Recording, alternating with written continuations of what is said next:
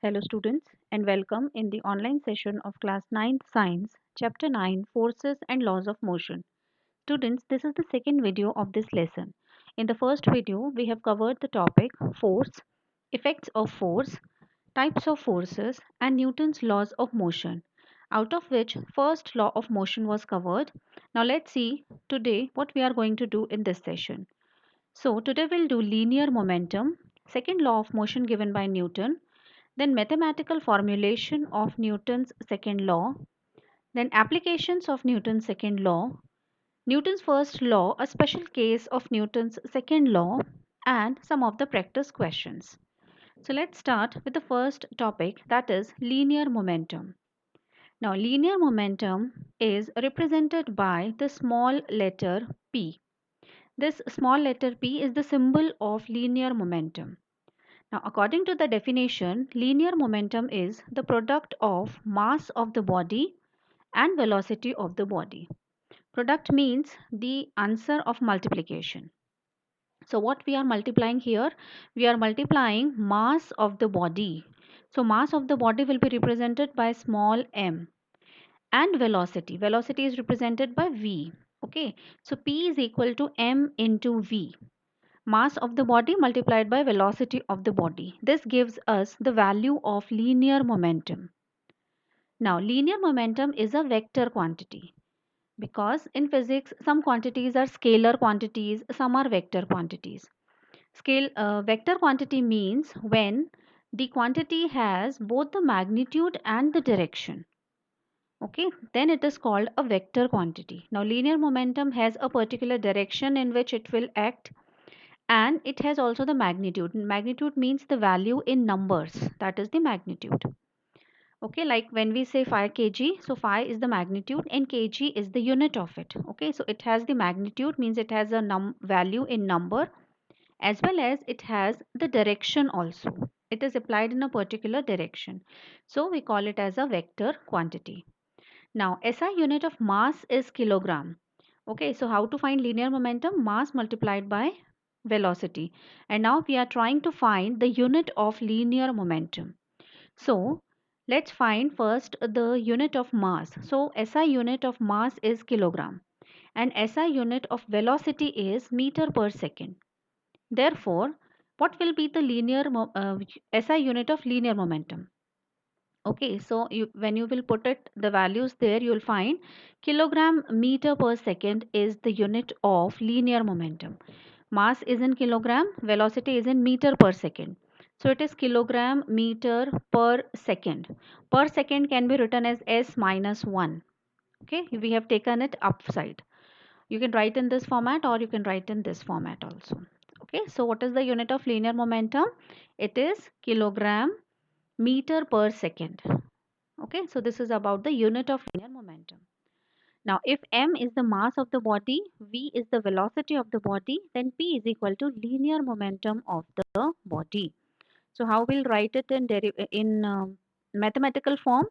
So, linear momentum is equal to mass multiplied by velocity, or you can write p is equal to m into v. So, p is equal to mv.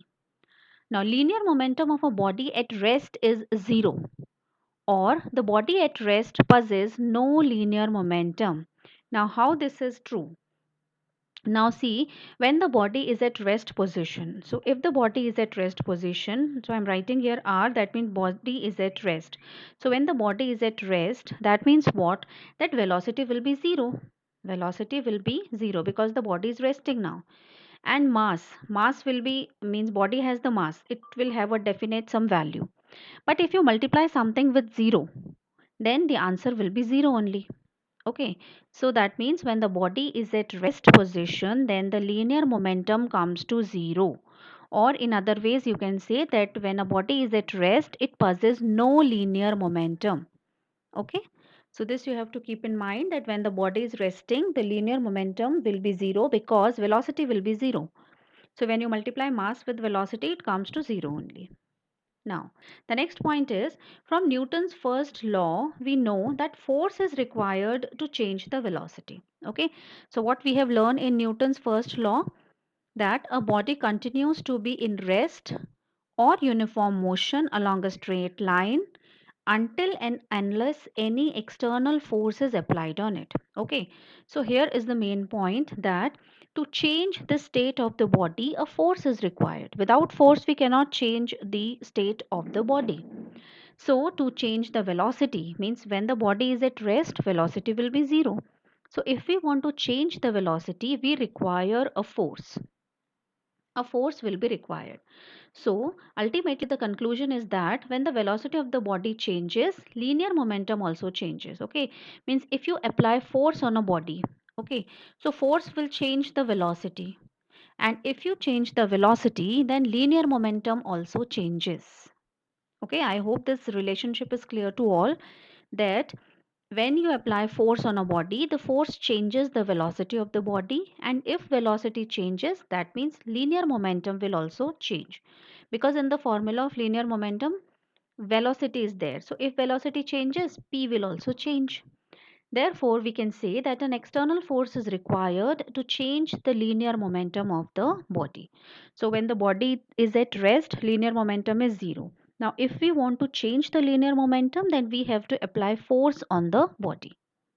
Now, let's move on to the next slide and start the Newton's second law of motion. Now, we have studied first law. I repeated it also for you. Now, we are going to start the second law of motion. Now, first, there is a situation given here to understand. So, let us imagine a situation in which a car with dead battery is to be started. Okay, there is a car whose battery is dead, and now we want to start it. Now, we know that speed of 1 meter per second is sufficient to start the engine of a car. Okay, at least how much speed is needed to start the engine? It is 1 meter per second. Now, if one or two persons give a sudden push to the car, it hardly starts, right? If suppose persons are standing behind the car and they are just pushing the car, but you'll find that it is very difficult to start the car.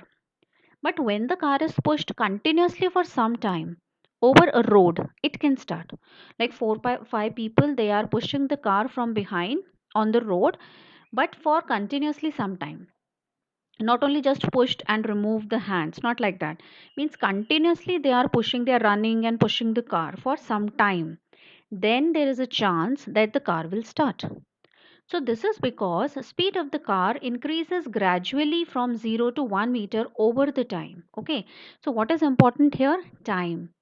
Now when for some time the car is pushed, then what will happen? Speed of the car will increase from 0 meter per second to 1 meter per second. Okay, so speed of the car will increase and then the engine will start. But it requires time. Without time, the engine will not start. So here there lies the importance of time. Okay, so now let us see what is the conclusion out of this situation.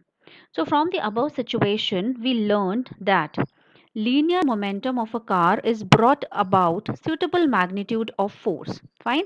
Like when the car was standing, at that time linear momentum was zero because velocity was zero. Now when we applied the force for some suitable time, okay, remember children, force is applied but for suitable time, then what happened? Linear momentum of the car changed. Okay, linear momentum of the car changed. How? Because velocity increased from 0 to 1 meter per second. So if velocity changed, that means linear momentum also changed, because linear momentum is equal to mass into velocity. So if velocity is changing, momentum will also change. Okay, so force can change the linear momentum, we have studied just now, but that force has to be applied for some suitable time. So Newton concluded that force necessary to change the linear momentum of the body would depend upon the time, rate of change of linear momentum of the body. Okay, so what he concluded, that a force can change the linear momentum. Okay, a force can change the linear momentum, but it also depends on the time for how long the force is applied on the body. So, force applied on the body can change the linear momentum, but force should be applied for a particular time. So, this gave rise to the second law of motion. So, based on this conclusion only, Newton gave the second law of motion. So now let's see what is the second law of motion. Rate of change of linear momentum of a body. Okay, whenever the word rate comes, that means we are now comparing it with time. Okay, so rate of change of linear momentum of a body is directly proportional to the external force applied on it. Fine, means change in the linear momentum in a particular time depends upon the force applied on the body. It's a simple relation. Okay, I'll repeat again for you. Change in the linear momentum of the body in a particular time is directly proportional to the external force applied on it. More the force applied on it, more will be the change in the linear momentum. Less the force applied on it, less will be the change in the linear momentum. So it is directly proportional. Okay, directly proportional means if one increases, other also increases. If one value decreases, other also decreases. Okay, so how can we write in equation form that change in the linear momentum in a particular time? In a particular time means we are dividing it with time taken. So change in linear momentum upon time taken is directly proportional to the force applied on the body. This is the second law of motion. This is the statement of the second law of motion. Now, in the next slide, let us see how to find the formula, mathematical formula for the second law of motion. Now, here let us find the symbols which are used. So, m is the mass of the body, F is the external force applied on the body. T is the time for which the force is applied. V is the final velocity and U is the initial velocity. Now, when we say that there is a change in the momentum, so that means the velocity changed from initial to final. So, again, we are using V for final velocity and U for initial velocity. So, now linear momentum is changing, means there will be some initial linear momentum and then there will be some final linear momentum. So initial linear momentum is given by P1, fine. And we know what is the formula for linear momentum. It is mass multiplied by velocity. So P1 is equal to mu. Okay, why we have taken u here? Because u is the initial velocity. We are finding initial linear momentum, so we will use initial velocity here. So it is m into u. Now final linear momentum will be P2. Okay, and this is equal to mv because v is the final velocity. Now, what is the change in the linear momentum? Okay, we are just now finding this formula. Okay, we have to put values in this formula. So, first we are finding change in the linear momentum. So, change in the linear momentum means initially linear momentum was P1, now it is P2. So, what is the change, students? Change will be P2 minus P1. Okay, and let's put the values here now. So, P2 is equal to mv, v is the final velocity here, and P1 means mass into velocity, but here is the initial velocity. So, it is mu. Now, m can be taken as common. So, what is left behind in the bracket? V minus u. Okay, so what is the value of change in linear momentum now? It is m v minus u in bracket. Okay, now let's put the value in the formula which we have learned in the statement now. Change in the linear momentum upon time taken. So this is equal to, now change in the linear momentum is m v minus u and time taken is t. So this is our equation number 1. Okay, now but we know that v minus u means change in the velocity is known as the acceleration. Fine, change in the velocity is known as the acceleration. You have studied this. Fine. So now what we will do, this can be written as, okay, so change in velocity means this term v minus u upon t. Change in the velocity with time is represented by acceleration. So instead of v minus u upon t, we can write a. Okay, so now what will be the equation now? So rate of change of linear momentum now is equal to ma. Okay, change in linear momentum upon time is now equal to ma finally. Okay, but according to the Newton's second law, we know that change in the linear momentum is directly proportional to the force applied. So now this is the value of change in the linear momentum upon time taken. Okay, I have written in short here. So change in the linear momentum upon time taken. So we have find this value as ma. But now we know that this is equal to, or this is directly proportional to the force applied. Okay, here I must write it is directly proportional to the force applied. Okay, as you have studied in the case here, this one, change in the linear momentum upon time taken is equal to the force applied. Okay, so this value you have find as ma. So this ma is directly proportional to the force applied. Now this we are doing. Okay, so what we have find that Newton's second law states that change in the linear momentum is directly proportional to the force applied. Means we can write that force applied is directly proportional to ma. We have find the value for ma, this one, change in linear momentum, ma. And now we have to remove this proportionality sign. So whenever proportionality sign has to be removed, we have to use a constant there. And now we will use a constant here k. Okay, so when you remove proportionality sign with equal to, when you change proportionality sign in equal to, you have to use a constant value here. Okay, this is the rule in mathematics. So we have used a constant k here. So this k is now known as the constant of proportionality.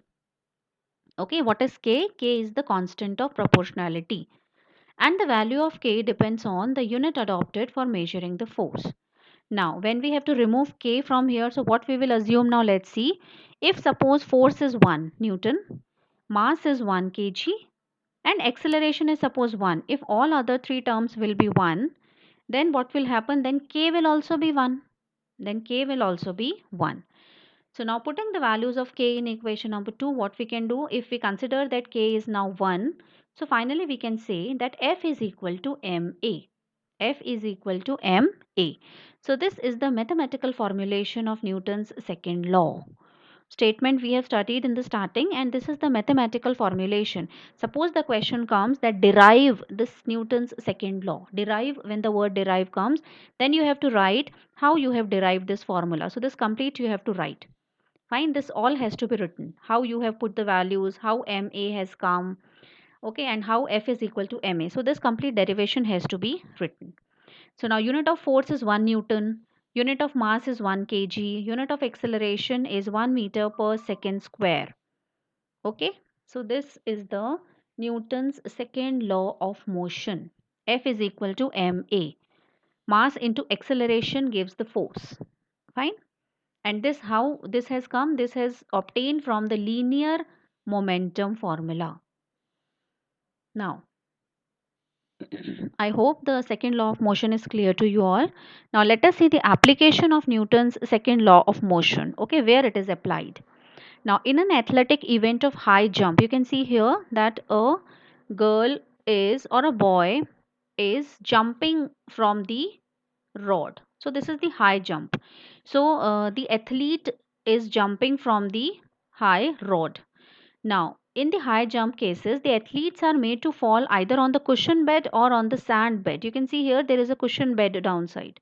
If there is no cushion bed, then they use a sand bed. Okay, not a very tough surface downside. So why it is so? Now, simply answer we can give that this is due to avoid the injury, so that the athlete cannot get the injury. Now, falling on the cushion bed, but there is a big scientific reason behind it. Let's find out the reason.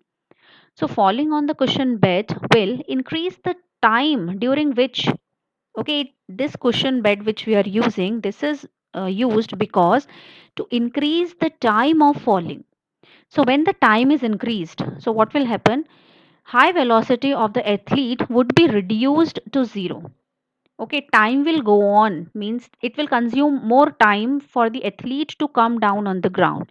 So when the time is increased, so velocity will slowly go down, and when the body comes with slow velocity, it will be injured less, or there will be no injury, you can see. Okay, so as you can see in the first statement of second law of motion, you have seen that change in the linear momentum upon time is equal to the force applied. Okay, it's directly proportional to the force applied. So when time is increased here, so force applied will be reduced. Okay, force will be less. So when force will be less, there are less chances of getting an injury. Fine. So what, again, let me read the statement for you. Falling on the cushion bed will increase the time during which the high velocity of the athlete will be reduced to zero. So as the time will increase, falling on the ground, so time will increase. So the velocity with which the athlete is falling down will slowly reduce to zero, and the athlete will not get any injury. Okay, so the simple reason is to increase the time so that the velocity with which the athlete is falling should come to zero. Fine. If the athlete will fall with the same velocity on the ground, then definitely the athlete will get the injury. Okay, so this is the application of Newton's second law of motion. What is the use where it is applied? Okay, so this is one of the examples. Now, the next topic is Newton's first law is a special case of Newton's second law. Fine. Now, let us see what is the relation between the first law of motion given by Newton and the second law of motion given by Newton. So, we can say that Newton's first law of motion can be deduced from Newton's second law of motion. Means from the second law of motion, we can conclude or we can come on to the first law of motion. So, let's see how. Now, according to the second law of motion, we know that F is equal to ma. Fine. F is equal to ma. Now, if you put the values of acceleration here, so means ma, when I say F is equal to ma, and if now I have to put the values for F is equal to, this is also F is equal to, right? If you put the values for acceleration here now, so acceleration will be v minus u upon t, right? This is the value for acceleration. Now, if you take the t that side, then you will get this equation. Okay, so F into t is equal to m into v and m into u. Fine, so this will come to mv. You have multiplied now the outer term with inner terms, mu. Okay, and t will go that side. So F into t is equal to mv minus mu. This is your first equation. Okay, now according to the first law, till we don't apply an external force, the body will remain at the same state. Okay, so when no external force is applied, so F is equal to 0. Fine. So from equation 1, if you see, if F is 0, then mv minus mu is also becomes to 0. If F is 0, then this will also become 0 because equal to is there in between. So if F is 0, when no external force is applied, means F 0. If F 0, then this complete term becomes 0. Okay, and then now you can say, now what is happening here, mv minus mu is 0 because force is 0. So what you can do, if you take this mu term on the other side, this side, so here it is negative sign, so on this side of the equal to, it will come to positive. Okay, so mv is equal to mu has derived from this equation. Fine. So from here, if you cut m from both the sides, so what is remain, v is equal to u. V is equal to u. So now what is the conclusion here? Conclusion is that body will continue to move with the same uniform velocity u throughout the time when no external force is applied. Okay, so we have come to the conclusion that if F is 0, then mv is equal to mu, and from here you have derived this equation. That means if external force is 0, then initial velocity and final velocity will be same, and initial and final velocity are same. That means what? That body is moving with the same uniform velocity. So when the force is not applied, body continues to move with the same uniform velocity along the straight line. Okay, further, if u is equal to 0, then velocity will also be 0. If you are considering that body is at rest, then u will be 0. Okay, and v will also be 0 then, so body will continue to be at rest. Okay, so we can derive equation Newton's first law of motion from the second one. Is it okay to everyone? We have again, I'll just tell to you that if we have here, we have put the value of a here. So v minus u upon t. We have taken on the other side. So it comes to this equation. F into t is equal to mv minus mu. Now when we say that no external force is applied, means F is 0. If F is 0, then this term becomes 0. If this is 0, when we take mu on the other side, we will derive this equation. And from this we have seen v is equal to u. Means if initial velocity and final are same, then body continues to move with the same speed. If initial velocity is 0, then final will also be 0. Means body will continue to be at rest because there is no force applied on it. So this is the first law. So using the second law of motion, we have come to the conclusion of first law of motion. So both are interrelated to each other. Fine. So it means if the body is initially at rest, will be at rest until any external force is applied to it. And this is the first law which we have derived from the second law. We started from the second law, but at last we have come to the first law of motion. So this is the relation between the two laws of motion. I hope this is clear to everyone. Now, the next is one of the practice question we have to discuss. So, a motorcycle is moving with a velocity of 90 kilometers per hour. Okay, this is the velocity with which the motorcycle is moving. And it takes 5 seconds to stop after the brakes are applied. Okay, once the brakes are applied, after 5 seconds, the motorcycle will stop. Calculate the force exerted by the brakes. What you have to find out here? Force exerted by the brakes on the motorcycle if its mass is 200 kg, means the rider who is riding the bicycle or the motorcycle, sorry, so its weight is 200 kg. Okay, so you can see here mass is given, time is given, and velocity is given. You have to find the force. So simply you can use the second law of motion for it. Okay, let's now first write the given things. So initial velocity is given 90 kilometers per hour, but whenever the velocity is given in kilometers per hour, you have to bring it to meter per second. Okay, so how to convert it now? Kilometers to meters. So 1 kilometer is equal to 1000 meters. So we have multiplied 90 with 1000 meters and hours converted to seconds. Okay, so in 1 hour 60 minutes and in 60 minutes 60 seconds. So 60 into 60. So 90 into 1000 upon 60 into 60. So finally when you will calculate, it will come to 25 meter per second.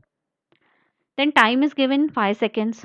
Final velocity is 0. Why final is 0? Because we have applied the rider has applied the brakes. So once the brakes are applied, the motorcycle has to stop now. So final velocity will be 0. Force we have to find out, and mass is given 200 kg. Mass is need not to be converted. Mass will be in kg only. Here you will not convert. But when the velocity is given in kilometer per hour, you have to change it to meter per second. Now simply what you have to do, you have to simply put the values now. So F is equal to ma and A is equal to V minus U upon T if you open it more. So just put the values. Mass is 200, final velocity is 0, initial velocity is 25, and time given is 5 seconds. When you put the values, you will come to get the answer minus 1000 newtons. Okay, answer will be in minus. So here you have to open it, right? 200 multiplied by 0 minus 200 multiplied by 25, like this you have to open, and downside it is 5, value of time is 5 seconds. So you'll calculate it in your notebooks and finally you'll get the answer minus 1000 newtons. Now minus sign is representing here that it is the opposing force. This force is not accelerating the motorcycle, but it is stopping the motorcycle. So it is the opposing force. So negative sign shows, don't think that negative sign has come, so my answer is wrong. Sign could be any, it could be positive or negative. So negative sign shows that it is the opposing force now. Okay. So this is all about the second law of motion. So today we have finally covered the second law of motion. So we have seen second law of motion, its mathematical formulation, how to get F is equal to ma, then applications, okay, like athlete example we have discussed, then how first law is derived from the second law, and one question based on the second law of motion. Fine. So you can see here that F is equal to ma and a is equal to, how a you will find acceleration from here, so m will go that side. Okay, so a is equal to f by m. This can also be used in the numericals. So this is all about the Newton's second law. Now in the next video we'll discuss about the Newton's third law of motion. Okay, in all three laws are given by Newton, so two we have completed till now. So we'll meet you in the next session. Till then, all of you stay home, stay safe, and do read the chapter. Thank you.